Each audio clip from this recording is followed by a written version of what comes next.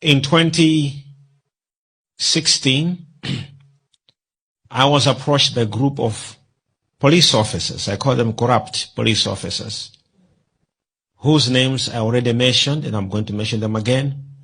The likes of Mrebi, she's a captain in the Hawks, Maritz, and a whole group of company, and a certain gentleman known as Captain Ngobeni, who eventually we realized that him alone was not a part and parcel of the Hawks, but he was their proxy who was being sent to solicit money from us.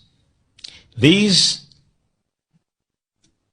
did not hide their intentions through this Captain Ngobeni, but to speak that we had to pay 12 million rands if we had to stay in South Africa. And this was apparently known as protection fees. This issue became a very serious issue. It can be very important for me to actually remind some of you who remember at some point in time when I stood on pulpit and spoke about this, to say I was met by these police officers.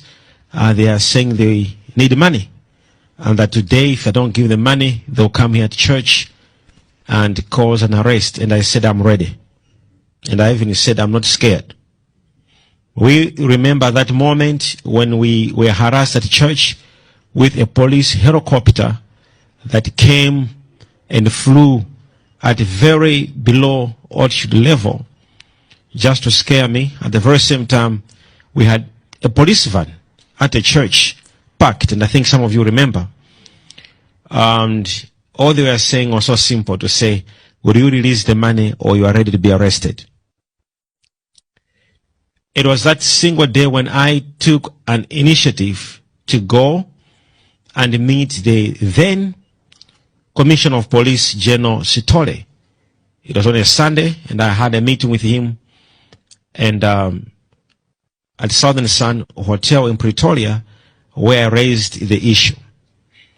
In his speech, he advised us to beef up our security, citing that he is aware that in South Africa there is a serious cartel, and that if they don't get what they want, they may even assassinate us.